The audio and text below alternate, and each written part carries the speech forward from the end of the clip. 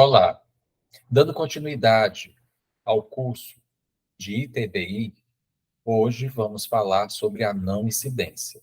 Já falamos do fato gerador e do que tem na Constituição sobre ITBI.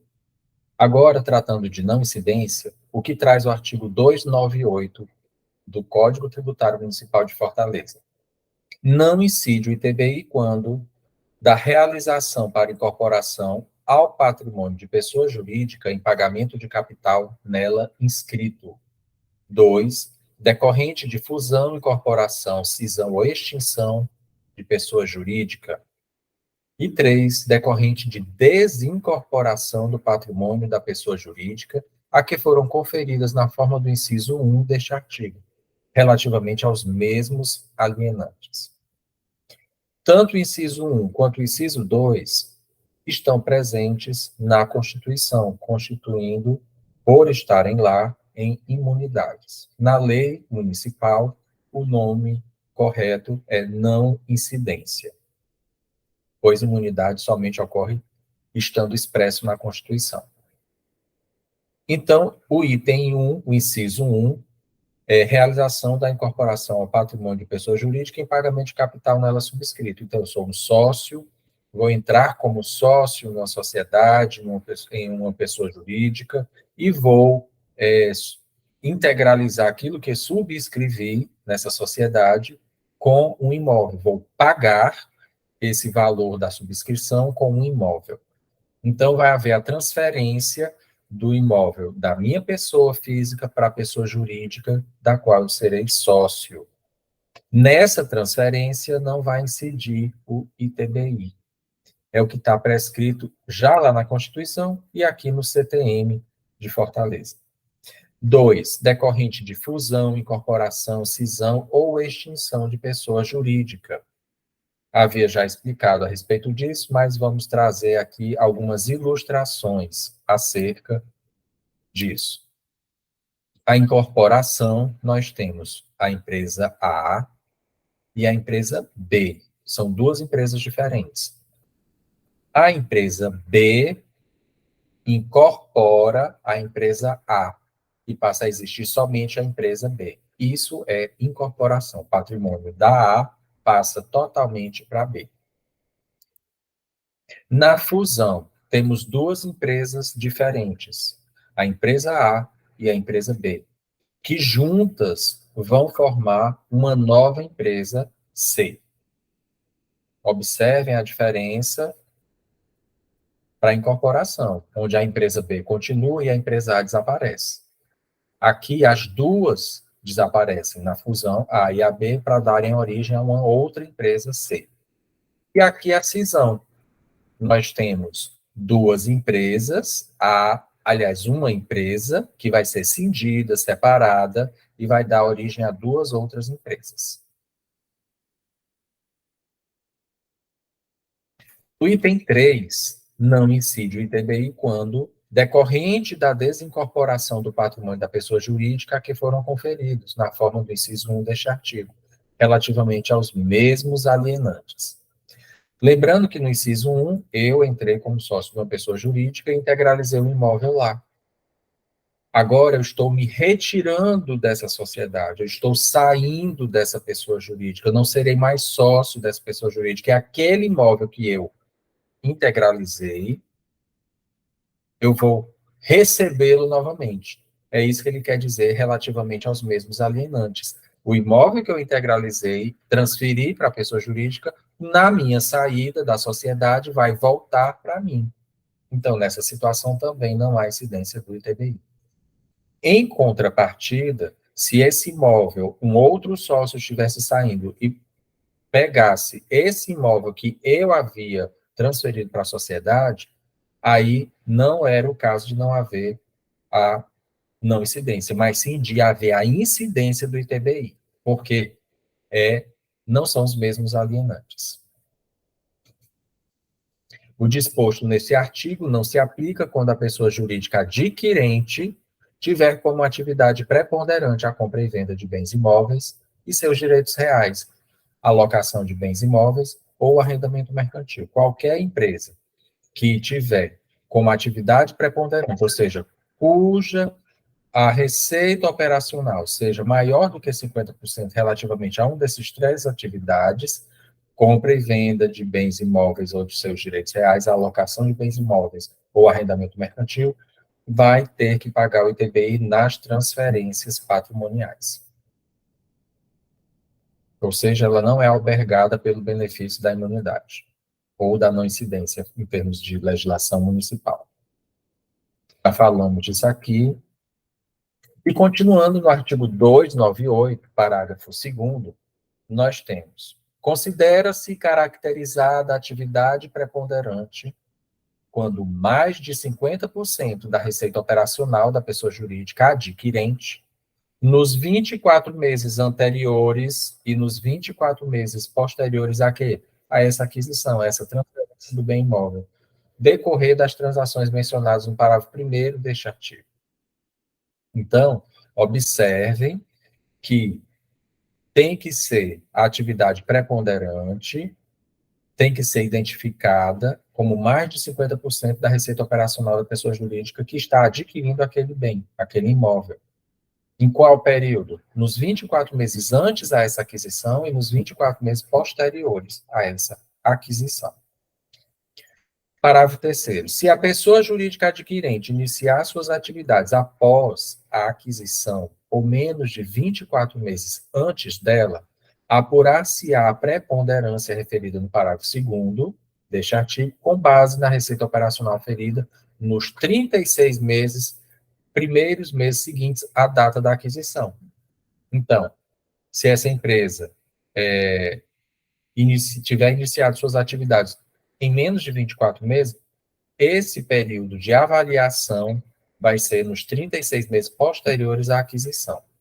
Então, numa situação prática, esses 36 meses posteriores é como se no primeiro momento se reconhece, se estabelece a não incidência, não vai pagar o ITBI e fica se monitorando esses 36 meses para ver a atividade preponderante. Se essa atividade preponderante, ou seja, mais de 50% da receita operacional da pessoa jurídica, uma daquelas três atividades já mencionadas, compra e venda, né,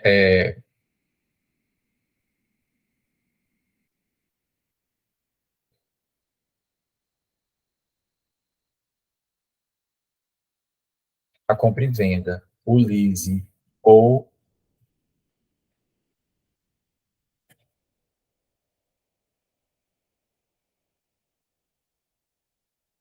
daquelas três que estão ditas posteriormente, vai ter que pagar o ITBI, certo?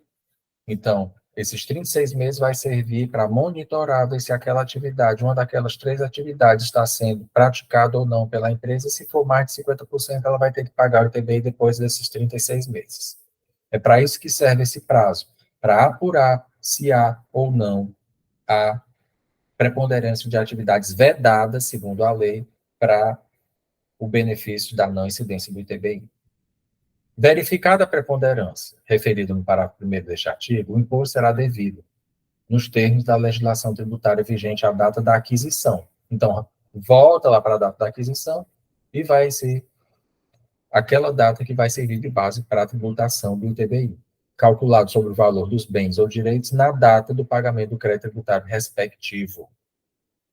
Compete à administração tributária a verificação da ocorrência ou não da preponderância a que se refere os parágrafos 1º, 2º e 3º deste artigo. Então, não é o contribuinte que vai dizer, olha, a minha atividade preponderante não são nenhuma dessas que são vedadas. Não é uma compra e venda, não é o aluguel de imóveis, não é o leasing, aliás, o arrendamento mercantil, não é nenhuma dessas três.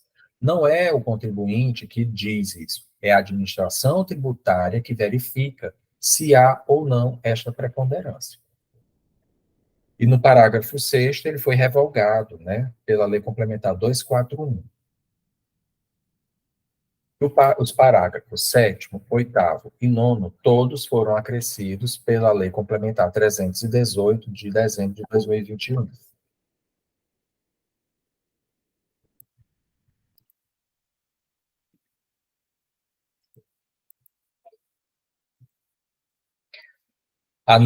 Parágrafo 7º. A não incidência prevista nos incisos do caput deste artigo não alcança o valor dos bens e dos direitos imobiliários que exceder o limite do capital social subscrito a ser integralizado.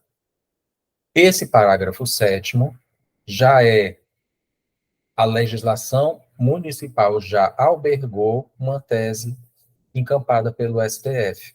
E o que é que isso quer dizer? Vamos colocar em termos práticos. Eu subscrevi no capital de uma sociedade o valor de R$ 200.000. E tenho um imóvel cujo valor é maior do que 200 mil. É R$ 500.000 o valor desse imóvel. E vou integralizar esse imóvel para pagar essa subscrição que eu fiz em relação à sociedade na qual eu vou fazer parte. Como a subscrição é de 200 mil e o meu bem imóvel vale 500 mil, a não incidência só vai atingir os 200 mil que foram subscritos por mim. Os 300 mil a mais, que é a diferença entre 500 mil e os 200 mil da subscrição a ser integralizada, sobre esses 300 mil irá incidir o ITBI. É isso que está dito aqui no parágrafo 7º. E isso é uma tese encampada pelo STF, Supremo Tribunal Federal. O parágrafo 8º. O disposto nos incisos 1 e 2 do caput deste artigo não se aplica quando a pessoa jurídica adquirente não desenvolver atividade econômica de forma direta ou indireta. Também ocorria muito isso das pessoas criarem empresas fictícias que não iriam entrar em operacionalização. Para evitar isso, o legislador achou por bem explicitar essa situação. Então, se a pessoa jurídica adquirente, não desenvolver nenhuma atividade econômica de forma direta ou indireta, esse disposto nos incisos 1 e 2 não vai se aplicar a ela. E o parágrafo 9º, o disposto no parágrafo 8º deste artigo é presumido pela inatividade da pessoa durante os períodos previstos nos parágrafos 2º e 3º, que é aqueles 24 meses antes e depois da aquisição, ou dos 36 meses posteriores à aquisição do bem imóvel. Então, se não tiver nenhuma atividade nesses períodos, se presume que ela está inativa e, por conseguinte, não vai ser beneficiária da não incidência. Aqui temos duas súmulas, né, que são de teor igual.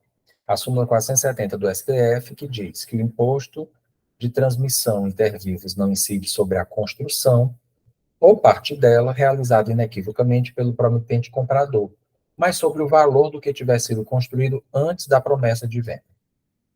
E a súmula 110, o imposto de transmissão intervivos não incide sobre a construção ou parte dela realizada pelo adquirente, mas sobre o que tiver sido construído ao tempo da alienação do terreno.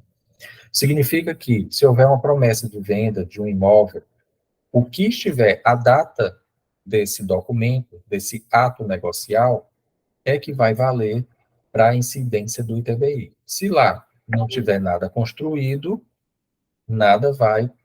nenhuma construção vai ser englobada nessa transmissão do ITBI. Se houver só uma parte, só até aquela parte que foi construída.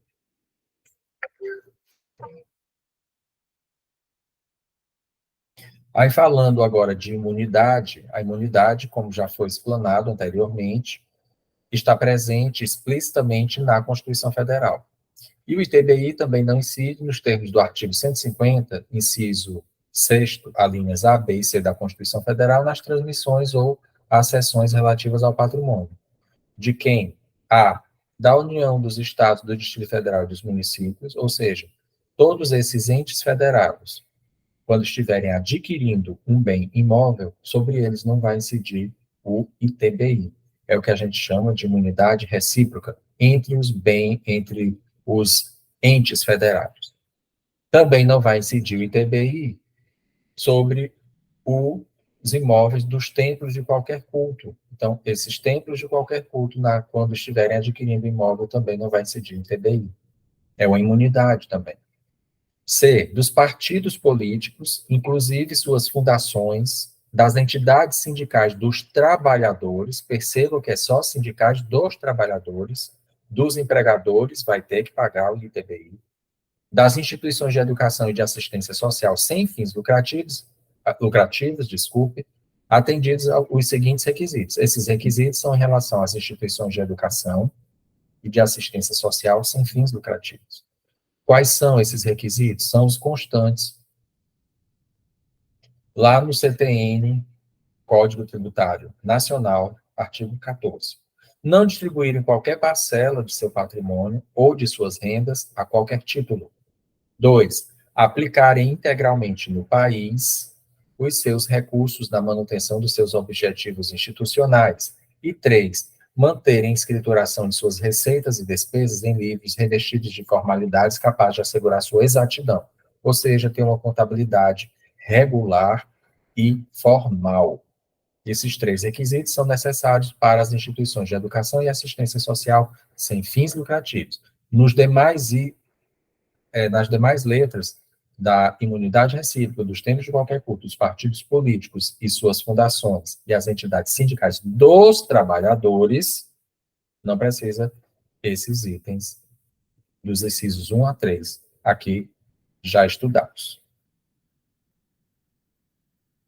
Agora o artigo 299. As frações ideais de terreno que o permutante do terreno se reservar no direito não caracteriza transmissão sujeita à incidência do ITBI. Parágrafo 1º, disposto no caput deste artigo, se aplica quando as frações ideais subrogadas corresponderem a futuras unidades imobiliárias autônomas e respectivas áreas comuns, as mesmas integradas a serem construídas sobre os lotes de terrenos da qual forem partes dadas em troca de frações ideais remanescentes daquelas reservadas. Não constitui, parágrafo 2º, área subrogada, a fração ideal de terreno de terceiros, eventualmente englobado no empreendimento, na qual a unidade pronta, dado o pagamento das frações ideais transmitidas, seja edificada. Vamos explicar isso aqui no exemplo. Eu tenho 3 terrenos. Uma construtora entra em contato comigo e me faz uma proposta. Você me vende esses terrenos, em troca, eu lhe dou 3 apartamentos. Por cada terreno, eu lhe dou um apartamento no meu empreendimento. Ok. Então, eu vou me reservar no direito dessa parcela do terreno que vai ser futuramente uma unidade habitacional. Então, essa transmissão não está sujeita à incidência do ITBI. Quer dizer, professor, que nenhuma unidade desses apartamentos, supondo seja um condomínio de apartamentos, vai pagar ITBI? Não. Somente estas unidades que foram transacionadas de terreno para que vai ser uma fração ideal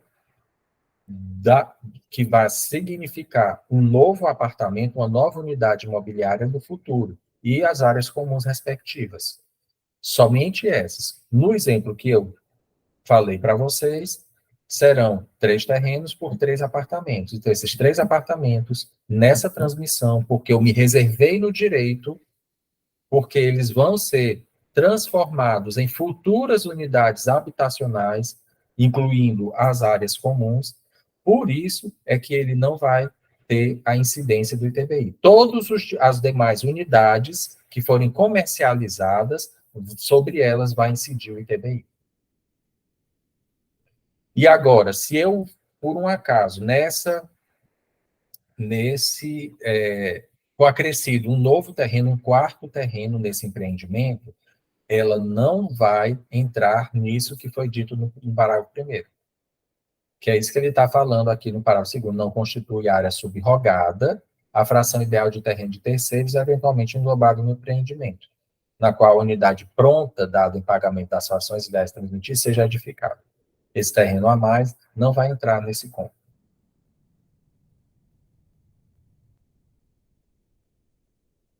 Aqui nós temos uma outra jurisprudência que traz sobre ITBI, aplicabilidade até o limite do capital social falando da imunidade prevista no artigo 156, parágrafo 2º, inciso 1º da Constituição, a aplicabilidade até o limite do capital social a ser integralizado, recurso extraordinário improvido.